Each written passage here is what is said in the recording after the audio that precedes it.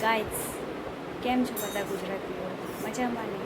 તો મનીષ મને એમ કહે છે લાઈફમાં ક્યારે સક્સેસ ના થાય તો કશું જ ના થાય. કેમ ભાઈ અમે કેમ ના કરી શકીએ? એક ટીવી ચાલુ ના થાય તો શું મજા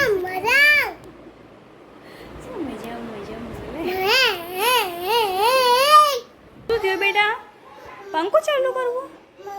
આપણે જમી લઈએ હવે. મારી મનની વાતો જે હું તમને બતાવીશ. તો મમ્મી પાછા ગયા છે આજ બેસણામાં સોસાયટીમાં. એમના સંબંધી એક હતા, ફ્રેન્ડ હતા મમ્મીના, એમનું ધ્યાન થઈ ગયું હતું. તો મમ્મીને એમની બહેનપણીઓ સોસાયટીની ગોળીવાળી બધી બહેરાઓ આપણે કોઈ વસ્તુ નથી લેતા બેટા. કેમ આવ્યું? શું આવ્યું? એ લાઇટના કામ માટે આવ્યું લાગે. લાઇટને કશું થયું ને એટલે ડીપી નાખવા આવીશું એવું જ લાગે. વીજળીના કામ માટે આવ્યું.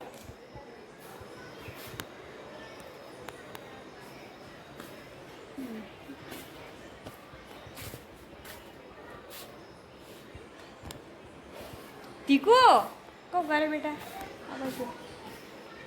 પણ હાથ ને ધોણા હમણાં હાથ ધોઈ છે તારા.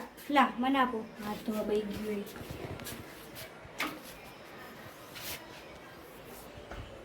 લાવ હાથ નહીં પોકતા હે ગાઈસ. તો હવે બધું કામ પતી ગયું છે અને મમ્મી માટે ખતરી ઢાળી ઊંઘવા માટે. ટીચર કહો પાડા તો ટીચો. હલો જીજી દરવાજો બંધ કર.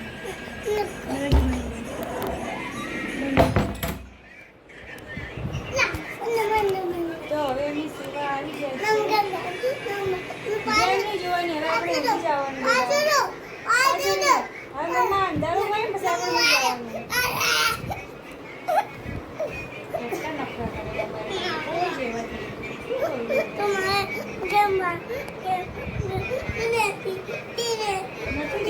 બેટા મમ શું મમ ખાવા હે મારા છોકરાઓને.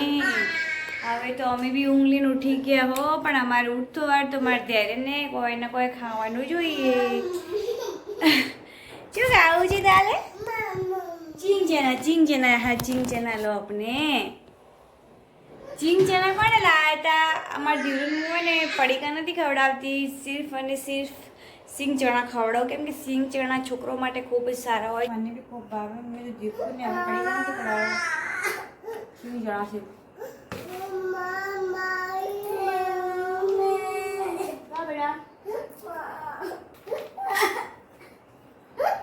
જેનો ચા પીવી? સિંગ ચણા ખાય મગર ટાંગી ક્યાંથી મોસમી લઈને આવવું? આ ખોટી જીદ ના કરતું. કેટલી જીદ્દો થઈ ગયો છે એનું તો.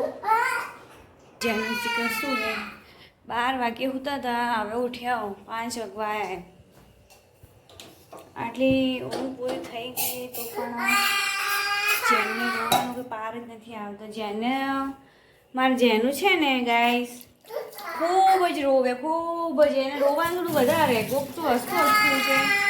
પણ મારે જેનું રોતા ઉઠી હવે ફ્રીજ જોડે બઈ ગયું. એ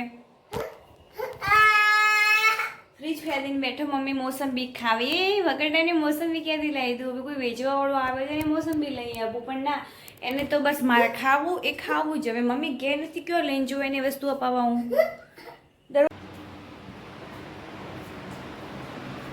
લસણ નાખો છે. તો ગાઈસ મેં લસણ લેવા આવી હતી બહાર. લસણમાં શું એ કે ફોલતા વધારે વાર થાય અને નખને વાગે, તો એ માટે શું કરવાનું એમની હું તમને લિંજર ટેકનિક બતાવું છું. જે લસણ હોય ને એને 1 કલાક પહેલાં છૂટું પાડી દેવાનું. છૂટું પાડીને પાણીમાં 1 કલાક માટે રાખવાનું, જેનાથી તરત એના જે ફોતરા હોય ને એ ફટાફટ ગળી જાય અને છોલવા બેસી અને ત્યારે ફટાફટ એક ચૂટકીમાં આપણે લસણ ફટાફટ ફૂલાઈ જાય. એના માટે આ લિંજર ટેકનિક તમે ઇસ્તેમાલ કરજો, મજા આવશે લસણ ફોલવાની. જે તમને વાર થાય ને એ વાર નહીં થશે ફટાફટ.